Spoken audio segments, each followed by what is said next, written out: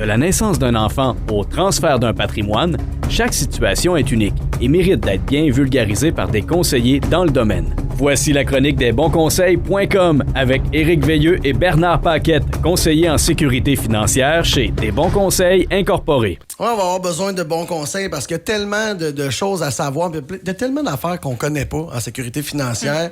Éric Veilleux, Des Bons Conseils, bonne première journée du mois de février. Oui, bon matin, 28 jours avant la fin des REER. Fallait que je la plug, celle-là, un matin. Il y en a qui font le défi 28 jours sans alcool. Toi, ça va être le défi 28 jours avec beaucoup de travail. Probablement, là, on le souhaite. Ouais. Écoute, ce matin, on va jaser de quelque chose que je pense que les gens ignorent pas ça, mais les gens ne font pas attention à ça. On va parler d'assurance prêt, entre autres, ou d'assurance vie, ou d'assurance en général. Oui. Un matin, là, le sujet que je voulais parler, c'était les assurances prêt. Ouais. Tout le monde on veut tout assurer notre... T'sais, on va à la banque, est-ce que vous voulez assurer votre prêt hypothécaire? Bien évidemment, je veux assurer mon prêt hypothécaire. Prenez une assurance sur le prêt avec la banque. Après ça, 2-3 semaines après, ça a bien été avec la banque pour la maison, mais là, ça prendrait un auto neuf. Voulez-vous avoir l'assurance? Ben oui, parce que si je tombe invalide, je veux l'assurance. Bon, ça va bien. Puis là, t'as quand même acheté un beau 4x4.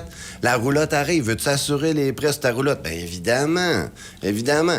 Quelqu'un, mettons, qui dit, ouais, mais ça sert à quoi, là, que j'assure mon prêt hypothécaire ou mon prêt d'auto?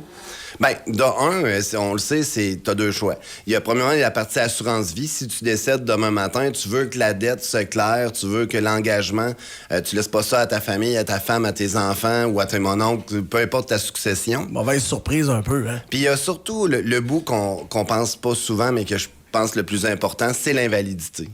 La partie invalidité sur nos prêts, parce que si on tombe invalide pendant 2 ans, 3 ans, il faut regarder qu'est-ce qu'on possède déjà.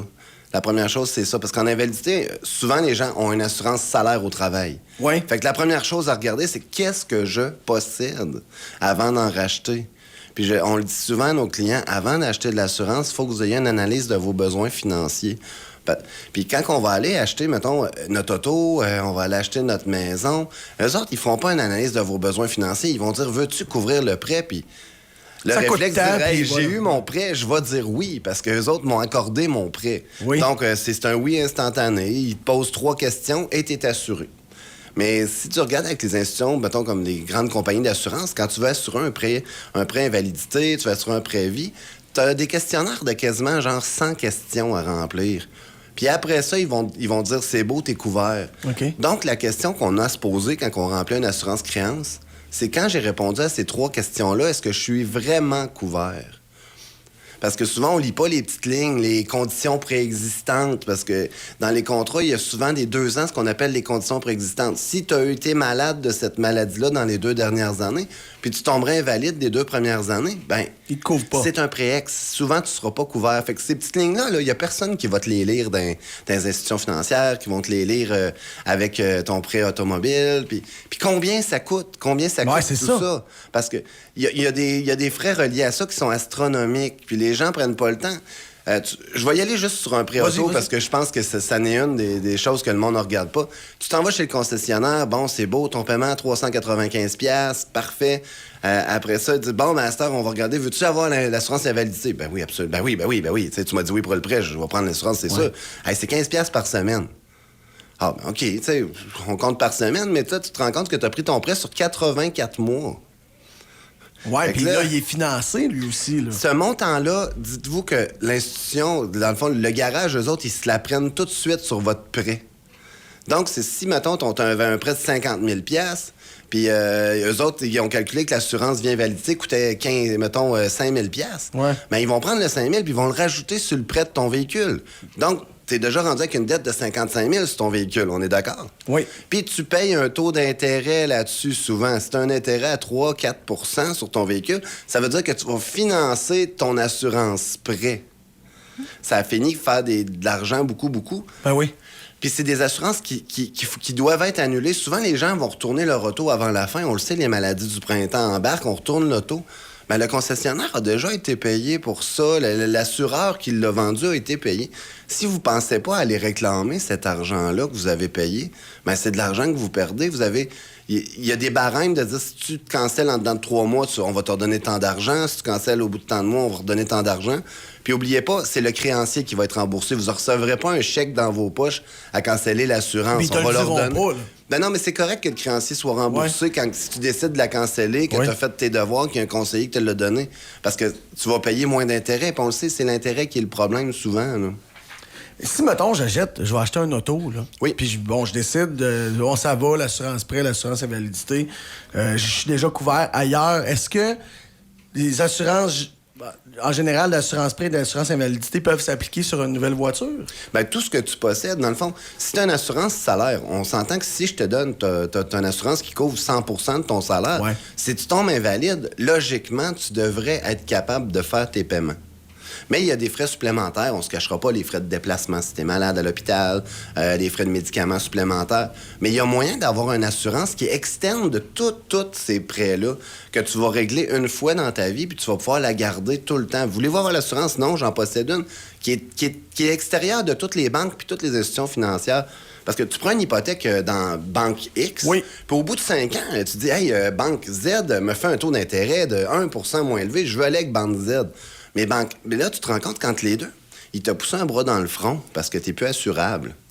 Là, la Banque Z va dire, je peux pas t'assurer, mais Banque X va dire, nous autres, si tu restes avec nous autres, tu as un droit acquis sur la partie du prêt que tu avais. Oui. Mais si ton assurance est externe du prêt qui t'appartient, tu peux te promener dans toutes les institutions financières sans jamais renégocier ça. Puis si l'assurance t'appartient, mais on s'entend qu'on a parlé de conditions préexistantes 2 ans tantôt, mais il n'y en a plus de ça parce que le contrat t'appartient, tu as passé ton médical. Donc, tu gardes ce que tu avais déjà. Oui, je comprends.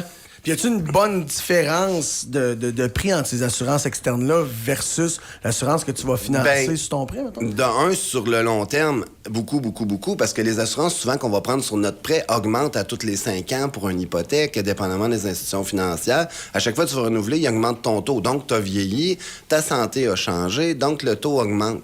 En partant, il faut vérifier ça. Deuxièmement, il y a des assurances créances qu'on appelle avec remboursement de primes. C'est-à-dire que tu payes ta police, puis elle est rendue à tel âge, après tant de temps, ils vont te redonner 100% des primes payées, moins ce que tu as réclamé. OK. Est-ce que cette police-là devient pour toi, du jour au lendemain, une façon d'épargne obligatoire? T'sais, si j'en ai jamais besoin, tu me redonnes mon argent, mais si j'en ai besoin, tu me payes. On n'est pas loin d'avoir le beurre et l'argent du beurre, là. Pas loin. C'est rare en assurance qu'on dit ça. Ce que vous allez perdre, c'est le taux d'intérêt que vous ne ferez pas sur l'argent que vous auriez mis là, mais l'intérêt, c'est la protection.